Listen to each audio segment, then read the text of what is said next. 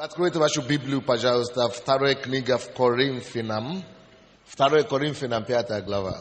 Хорошо, я прочту 9 стих и 13 стихи. 9 стих говорит: «И потому ревностно стараемся ревностно, возвораясь ли, выходя ли, быть ему угодно».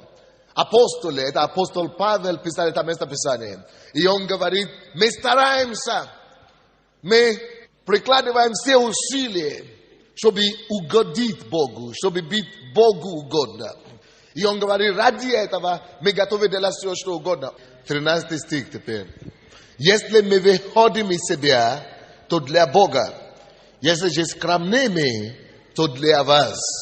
14 стих говорит: ибо любовь Христова объемлет нас, рассуждающий так: если один умер за всех, то все умерли. Вот это слово «объемлет», я хочу сказать, что в оригинале, греческом оригинале, Библия, Новый Завет была написана на греческом, а Ветхий Завет на еврейском, Новый Завет на греческом. Это слово «объемлет» – это не точный перевод на русский.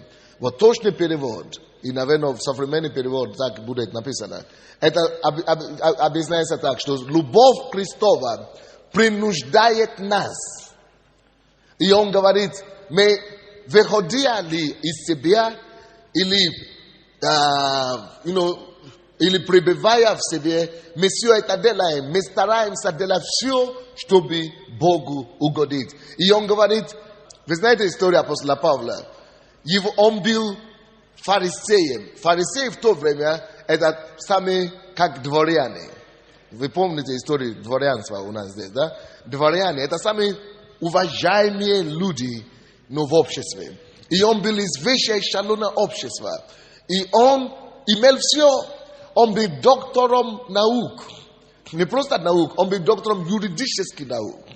И в то время юридические науки это было как законодательная палата. Он составил как бы парламентарием в наше время. То есть он был очень уважаемым человеком. Он был очень грамотным человеком. Однако, после того, как он познал Христа, Павел сделал самостоятельное решение.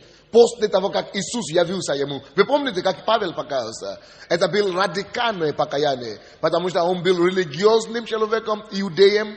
Он был фарисеем, который, вы знаете, Иисус очень сильно проповедовал против фарисеев. Потому что они стали религиозными. Они Бога уже не знали. Но зато они держали буквы закона только. Форма, обычаи, традиции. И гнали искренне верующих, включая Иисуса. Это они убили Иисуса. И после смерти Иисуса, Павел продолжал гнать такую церковь, как нашу, то есть искренние последователи Христа. Он закрывал церкви, убивал людей. Когда даже убивали Стефана, это он по его приказу. Это он собирал его вещи и так далее. И это было очень дерзким человеком. Это был таким человеком очень жестоким. И вы знаете, каким образом Бог его спас? Деяния апостолов, вы знаете эту историю, 9 глава, да? Он шел на пути до Дамаска, чтобы опять же закрывать там церкви. Именно такие. Они называли их сектой. Так что если нас называют сектами сегодня, я в общей компании с Иисусом, с апостолами. И их называли сектами. И он ехал туда специально, чтобы убивать этих проповедников и закрывать церковь. Нам так повезло с нами сегодня. Нас никто не убивает, только пишут плохо, но только говорят плохо. Ну, это вообще честь. Это честь от Бога. Потому что в его случае он убивал людей, а потом же Иисус явился ему на пути. Однажды, вы знаете эту историю, Иисус лично явился. Братья и сестры, о чем это нам говорит? Один факт, важный факт. Иисус не мертв. Если он явился и говорит: кого ты гонишь, что ты не можешь идти против режима, потому что это истина, твоя сила не хватит переломить эту истину. Кого ты гонишь? Ты гонишь меня, создателя неба и земли. Ты гонишь меня, тот, кто умер за тебя.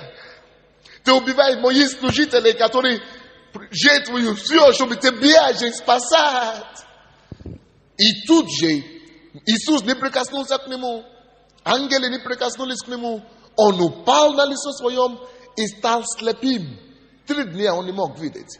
Пока он не пошел к тем же, кого он хотел убить, чтобы молились за него, тогда его глаза открылись. И он стал таким ревностным служителем. И теперь Иисус сказал ему: теперь ты будешь оставлять свою профессию.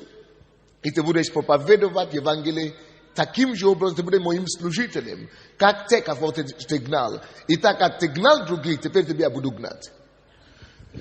Это не все должны оставить свои профессии. И что сделал Павел? Он оставил все. И пошел проповедовать Иисуса. Но это не значит, что мы все должны, кто врач должен оставить свою профессию, кто доктор должен оставить свою больницу. Есть некоторым, кому Бог конкретно так говорит, чтобы именно они стали проповедниками, как я. Я тоже оставил свой диплом, потому что Бог мне это говорил. Это было мое призвание. У каждого есть свое призвание. Каждый там, где он призван, должен служить Богу и явить его силу. Так? И Павел, когда он начал проповедовать Евангелие, он говорил: я посчитал все за ссор. Это Филиппийцам 3 глава, 8 по 13 стихи. Он говорит: я все считаю за ссор, все, что я достиг в мире. Я понял, после того, как я достиг всего, что я вообще ничего не знаю. Я понял, что жизнь, оказывается, не во всех этих регалах моих. Жизнь, оказывается, в этом Иисусе, которого я гнал, которого я не знал. Он говорил: горе мне, что я несчастнее всех людей, что я не понял самое главное. Я ревностно воевал против того, кто пришел меня спасать и умереть за меня. Но теперь он говорит: я начну служить Господу не только с той же усердием, как я в миру служил мирским вещам и дьяволу. И себе. Я теперь начну служить Господу еще с большим усердием Богу служить, чем тогда. И что он тут говорит? Он говорит: вы знаете мою жизнь. Он говорит, и его жизнь такая была сложная. И Павел, его гнали с одного города на другой. Его выбросили с 9, из какого этажа? 3-го этажа. С 3-го этажа. И люди думали, что он уже умер. Но он встал, поднялся и пошел дальше проповедовать Евангелие. Что дает людям такую ревность? Что ему дает силу делать такие вещи? Однажды его поймали. Били. Его раздели на Гацу, площади, и его били на общественном месте, публично, ногою. 39 ударов. И его опустили, и запретили больше не проповедовать.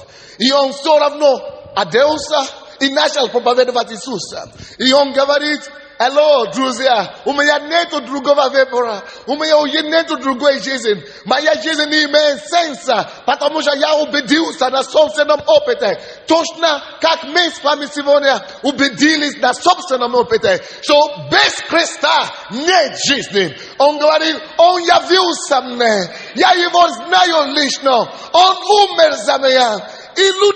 И людям он говорит: слушайте, все, что я достиг, я считаю это за ссор, ерунда. Теперь моя жизнь посвящена тому, чтобы рассказать по всей земле, со всем странам мира, что есть тот Бог, Иисус Христос, который однажды отдал свою собственную жизнь за них и умер за них, пролил свою кровь за них, чтобы они не попали в ад. Его любовь понудила его идти на крест, умереть за людей, чтобы мы могли иметь жизнь. И Павел говорит: это то, что я выяснил для себя. Мои глаза теперь больше не закрыты. Мои глаза теперь уже открыты. Я уже понял самое главное, что жизнь дана всем нам однажды жить раз. Для того, чтобы мы могли в этой жизни, которая нам только раз дана, принять решение, где мы проведем вечность. В раю или в аду. Алло, ты не просто живешь, как в сказке. Твоя жизнь сегодня, ты принимаешь решение, где ты проведешь вечность. Что ты сделаешь с Иисусом, это определяет все, что будет с тобой и где ты проведешь вечность. Жизнь, это еще ничего. Сколько лет мы живем? 70, 90 лет. Это ерунда в сравнении с вечностью. Жизнь, это всего лишь как обстановка трамвайной или автобусной в длинной путешествии, которое называется вечностью. Жизнь – это вечность. Настоящая жизнь – это вечность. А жизнь, которую мы имеем здесь, в короткое время 70, это всего лишь остановка маленькая. А сама жизнь вся впереди, вечность. Где эту жизнь проведем? Вот жизнь – это шанс, это остановка в жизни, это шанс нам выбрать жизнь вечную. Или вечное осуждение в озеро огненное. И поэтому Павел говорит, вы знаете мою историю. Вы знаете, как я выхожу из себя, как я истрачиваю себя. Вы знаете, как я трачу свои силы и энергии. Вы знаете мою историю, как я оставил свои дипломы, как я оставил высшее общество, как я стал проповедником, как меня убивали, как меня сажали в тюрьму, как меня в цепях посадили. Ради Христа. Вы думаете, что я дурак? Вы думаете, что я фанат? Он говорит и пишет другим верующим, как такие, как мы с вами, Коринфянам. Еще 13 стих, он объясняет причина, что понуждает его быть таким преданным Богу. И говорит, 14 стих, ибо любовь Христова обязывает меня. Любовь Христа принуждает меня. Любовь Христа, она требует от меня, чтобы я выходил себя, чтобы я тратился, чтобы я сделал все, что я мог. Почему любовь Христа? Это человек понял, что он, как и мы с вами, я был потерянным. Я то же самое. Мы были потерянными с вами. Мы шли в ад. Мы были на нашем пути в уничтожение, вечное мучение в аду. Мы не знали Бога. Мы думали, что жизнь просто так, как и все. И дай Бог, слава Богу, Бог не позволил нам погибнуть на том пути обыкновенной жизни, в том пути грешном. Потому что если кто-то умрет без Христа, он идет, он уже потерял шанс, адвоката там не будет. И Павел это понял и говорит, я знаю, что Бог сделал для меня. И его любовь, Христова любовь. Что такое любовь Христа? Бог в лице Иисуса, Иисус Христос, так возлюбил каждого из нас, что Он не просто пошел на крест ради мира. Нет, никогда Боже так не думает, что Иисус Христос пошел на крест ради мира. Это ложь. Иисус Христос пошел на крест ради тебя. Потому что Он тебя видел тогда, когда ты еще не родился. И Он увидел твою жизнь тогда и говорил, что я не позволю, чтобы этот пошел в ад. Я не позволю, чтобы этот погиб. Потому что за последствия, за грех, это смерть. И за каждый грех должно быть наказание. И мы все, конечно, загрешили. Нету святого, нету ни одного. Мы все грешники были. И тут, поймите, Иисус говорит, если вас судить за ваши грехи, никто бы не вышел, не был оправдан. Вы все были бы поголовно, просто мертвецами. Но не надо, чтобы ты взял ответственность за твой грех. Два человека, можно сюда ко мне? Быстренько, два. Иисус пришел и говорит, я пойду за тебя. Ты виновный, ты знаешь это. Ты был грешником. Кем ты был, прежде чем пришел? Карманником. Вот, ты был вором. Да. И Бог тебя освободил? Да. Когда ты последний раз воровал? Не помню. Ты пришел к Богу, Бог тебя изменил. То есть Он полностью изменил. Да. Теперь куришь? Нет. Пьешь? Нет. Колешься? Нет. Воруешь? Нет. Почему Бог делает нас все такие? Мы были ужасными людьми.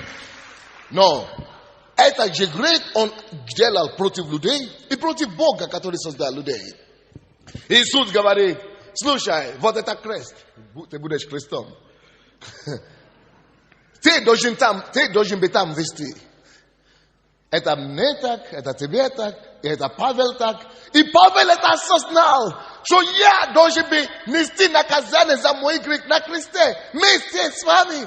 И крест это еще ерунда, сравненная с вечным мучением в аду, которое должно было быть нам с вами на вечное. Не на 100 лет, не на 50, не на 150, не на миллион лет, не на 2 миллиона лет, но на вечность в озеро огненное. И Иисус говорит, но если я, будучи праведным, Иисус приходит и говорит, слушай, у нас будет сделка. Я, будучи праведным, умру, я пойду нести твой грех на себе. Я прощу тебе, моя праведность перейдет к тебе. А твои грехи я заплачу за наказание его на кресте. Пускай я лучше умру. Иисус, его любовь каждому из нас позволила ему умереть на месте нас. Его любовь заставила его терпеть унижение креста. Представьте себе, он жил на небе, потому что это исторический факт. Не надо даже за исторический факт говорить за Иисуса. То есть, иди в его гроб в Иерусалим, ты увидишь, что оно пустое, он на небе. Его останки не остались, он Сын Божий. И он пришел, и потому что он возлюбил нас. Это то, что Павел говорит, что его любовь заставляет меня. Если я вспоминаю, что он сделал для меня, как он пошел на крест ради меня, как его гвоздили, и он терпел это, потому что он меня любит. Как же мне жить иначе? Как только жить, прославляя его. Но как, представьте мне, как же мне удерживаться от него? Как же мне удерживать что-нибудь от него? Неужели я что-то имею, что я не получил от него? Ибо та жизнь, которую мы с вами сейчас имеем, это уже не наша жизнь. Мы были виновными. Мы уже должны были убитыми, уничтожены за свой грех. Бог нас уже должен был послать смерть за наши с вами грех. Но Бог дал нам жизнь вместо смерти. И сам пошел, взял нашу смерть на себя. И дал нам взамен его собственную жизнь. И силу жить свято, справедливо, так как он сам жил. Вот почему мы приходим сюда. И мы бросаем навсегда, нам не тяготит, мы не жалуемся, нам не тяжело жить без этих всех вещей. Почему? Потому что Бог дает нам силу, Он очистил, Он простил, омыл нас своей кровью. Но это не только, Он дал нам Его собственную жизнь взамен на нашу. Вот что произошло на кресте. И поэтому жизнь, которую я теперь живу, это то, что Павел говорит. Это уже не моя жизнь. Я понял, кто дал мне жизнь. Вот эта жизнь теперь я буду использовать, чтобы славить того Христа, который умер за меня, вместе которого я теперь живу. Слушай, у тебя нету жизни своей уже. У тебя уже нету жизни. У вас уже нету жизни своей. Бог теперь дает нам жизнь как аренда. Мы имеем жизнь как аренду всего лишь. И сейчас этой жизнью мы должны прославить Творца, который подарил эту жизнь нам. Вот почему Павел говорит, мне все равно, если меня убьют. Мне все равно, если меня распянут. Мне все равно, если меня посадят в тюрьму. Пускай сядут один раз, я выйду опять. Я теперь уже не могу без себя иную жизнь. Я не хочу жить иную жизнь. Я имею эту жизнь только благодаря Ему. И я буду жить так, чтобы Он был прославлен. Я буду жить так, чтобы мне не было стыдно за то, как я жил, когда я его увижу лицо к лицу. Я буду жить благодаря тому, так, потому что Он меня освободил от моего смущения, от моего оскорбления. Посмотрите, что Иисус сделал. Его любовь принуждает нас. Любовь, представь тебе, осознаешь ли ты величие этой любви? Осознаешь ли ты, насколько широ этой любви к тебе? Давайте посмотрим, мне 34 года. Иисусу тоже 33 было. И за нас с вами Он решил не жить свою полноценную жизнь. Он пожертвовал жизнь. Самое дорогое. Он умер, но в рассвете разгара его жизни самостоятельно пошел. Не евреи его убили, он сам отдал себе. Он говорит, что моя жизнь никто не может отбирать от меня, если я сам. Он говорит, я сам положил свою жизнь, чтобы искупить ноги. Он так настолько меня любил. Я был забитым в Африке, мальчиком, в каком-то селе. Никто меня не знал. Иисус меня знал. Когда никто не думал обо мне, я не думал о никому. Он меня нашел, он очистил меня от моих грехов. Он вошел в мое сердце, сделал меня проповедником. Это только Иисус. Ты тоже. Иисус, молодой человек, благодаря любви, он не только пожертвовал жизнь, прежде чем его убили, его раздели до ноготы, полностью Иисуса раздели. Да, поставили крест ему на шею, который весил 50 килограмм. Ему надо было ходить 9 километров крестом на шее. О, Иисус терпел это ради меня. Вот почему я не могу ничего удерживаться от него теперь. Он пошел за меня на этот Голгофский крест, Виа Долороса. Он ради меня, он видел меня, и поэтому он говорит, я не могу сдаться. Я не смогу даться, я затащу этот крест до конца. И он вынес его до конца. Что ты сегодня готов делать для него? Настолько он тебя любил, насколько ты его любишь сегодня. Представьте себе, 33 года молодому человеку. Он даже с женщиной никогда не переспал. Ни одна женщина не видела его наготу. Но его тут раздевают на всю страну и провели его по всей улице Иерусалима. Представьте себе, что это вы. Представьте, посмотрите на тебя сейчас. Что вас сейчас раздели до ноготы. Не то, что сюда вы ведут на сцену. Еще по всему городу. Вот то, что за тебя сделал Иисус. Он потерпел это. Претерпел это. Он не удерживался. Он не сдался. Он не сказал, это слишком много, не смогу. Чтобы мы с вами могли получить искупление, спасение, освобождение и вечную жизнь. Любовь его позволила ему это делать. Вот эта любовь и меня вынуждает сегодня. Вот и эта любовь меня, когда я думаю, я христианин, я думаю, я не имею права лишнее часы спать, пока люди мучаются в этом мире, которые не знают, что Иисус уже сделал для них. Пока люди гибнут каждый день, они не знают, что есть альтернатива, что есть жизнь вечная, что есть Христос, кого они могут принять и иметь радость, и иметь счастье. Я не имею права отдохнуть. Я должен идти лишние километры. Я должен работать лишние часы, чтобы донести до всех его любовь. Потому что он за них уже умер. Он уже претерпел за них. Они это должны принять. Они это должны иметь. Его любовь принуждает нас. Это тоже Павел говорит. Его любовь принуждает меня. Это благодаря любви ко мне. Он претерпел это издевательство над собой, чтобы его раздели перед всеми, чтобы его провели по всей улице города. Это его любовь ко мне, ради меня, чтобы меня спасти. Все. Мне ничего не жалко ради Бога. Мне ничего не жалко ради Него. Мне ничего не жалко ради Него. Вот почему Павел претерпел тюрьму. Вот почему Павел претерпевал биение. Ему все равно. Даже Павел, потому что он понял, что Иисус, молодой человек, он мог жениться. Он говорит, не надо мне. Он жертвовал своей личной жизни. Право жениться, иметь, заводить семью. Ради того, чтобы сегодня я мог иметь семью. Он потерпел стыд на кресте, чтобы я сегодня мог жить достойно. Алло! Что ты понимаешь о той Божьей любви к тебе. И что ты для него сегодня делаешь.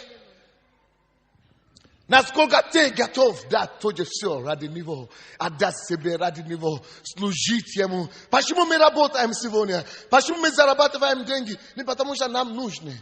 А мы хотим зарабатывать деньги, заниматься бизнесом, покорить какие-то вершины, чтобы это деньги, эти средства, эти ресурсы мы могли направить на то, чтобы показать всему миру, что есть жизнь иная, что есть жизнь вечная, что есть достоинство, которое приходит от Христа, и что есть жизнь вечная, которую можно наследовать после этой жизни. Любовь Христа ко мне принуждает меня не успокоиться. Его любовь принуждает меня не спать лишний часы. Его любовь принуждает меня терпеть оскорбление, когда я делаю что-то ради имени Его. Его любовь принуждает меня проповедовать, поститься, молиться, не сдаваться, любить людей, не обижаться на людей. Я вспоминаю Его любви. Его любовь принуждает меня.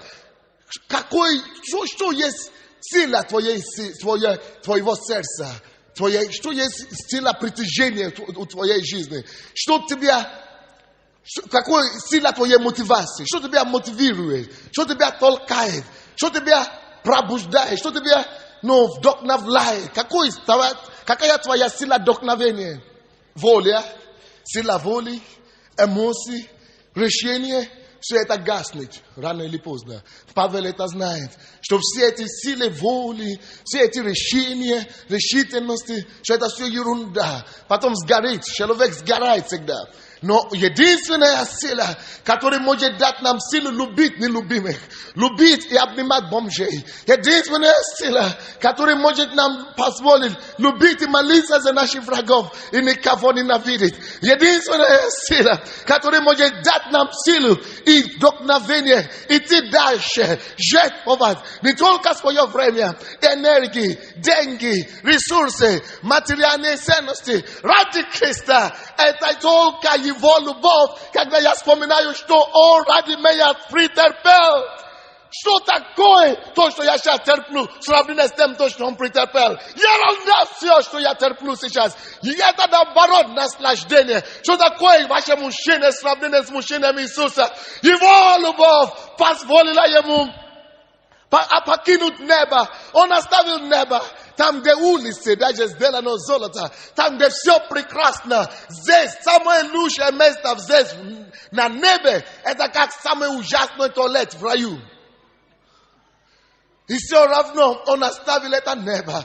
Он пожертвовал это комфорт. Он пожертвовал поклонение и прославление ангелов. Он пожертвовал света, славы, который покрывает небо с утра до вечера, потому что там нету тьмы, даже там нету тени тьмы, там нету ничего темного, там все свет, все время. Он не только небо оставил, пришел в эту ужасную землю, он еще сделался подобным человеком. Кроме того, еще люди, которые он должен бы вообще использовать просто как тряпки.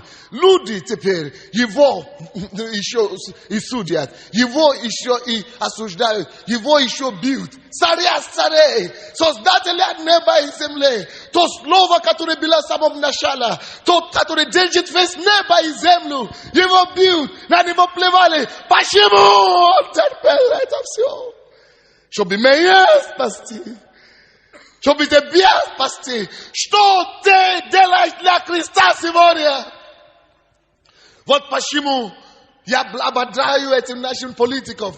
Что вам надо терпеть все до конца. Что такое то, что вы терпите? Сравнение с Христом. Вы должны ради Него. Но если только ради себя. Чтобы получить честь, славу, какие-то самопочеты. Все равно вы проиграете в конце концов. Единственное, ради которой можно жить, это то, ради которой жизнь дается. Он автор жизни. Когда мы живем для Него, мы распространяем Его царство здесь на земле. Мы трудимся, чтобы больше людей познали об Его свете. Мы выходим из себя, мы тратимся, мы бегаем, мы растрачиваем свои силы, чтобы все знали, что они не должны умереть, что они могут жить вечно на небе.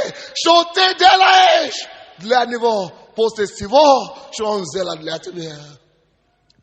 Его любовь к тебе. Его любовь к тебе распылала его. Его любовь к тебе понесла его на крест. Его любовь к вам раздела его до ногостей. Бакс. Что я слышу за шум? Это гвоздь в его руках. Зачем ему надо это принести? Чтобы меня спасти. Что за шум я слышу? Это гвоздь в его ногах. Зачем ему надо было это нести? Чтобы я не попал в то место мучения. Чтобы меня спасти. Иисус возлюбил нас, дорогие, любовью неописуемой. Иисус возлюбил нас, дорогие, любовью нечеловеческой. Вот почему Он сказал, только одна заповедь я оставляю вам. Любите так же, как я возлюбил вас. Любите всех. Любите Бога. Любите меня всем сердцем. Любите Бога всем сердцем, всей душою. И любите людей. Ничего больше от вас не надо. Трудитесь, чтобы людям было хорошо. Трудитесь, чтобы Царство Божье распространилось. Трудитесь, чтобы распространить Его любовь. Чтобы этот мир мог знать, что есть выход. Чтобы мы могли принести избавление народам. Кто-то говорит, а мне стыдно разносить газеты. Я говорю, слушай, кто-то мне это сказал, дайте мне фамилии таких людей, чтобы я их глаза не видел больше. Если после того, что Христос сделал для тебя, газеты разносить, потому что тебе стыдно. А ему что? Казнить тебя надо. Вместо него распинить вот как он, чтобы ты понял, что значит он сделал для тебя. Чтобы ты понял, как стыдно бывает.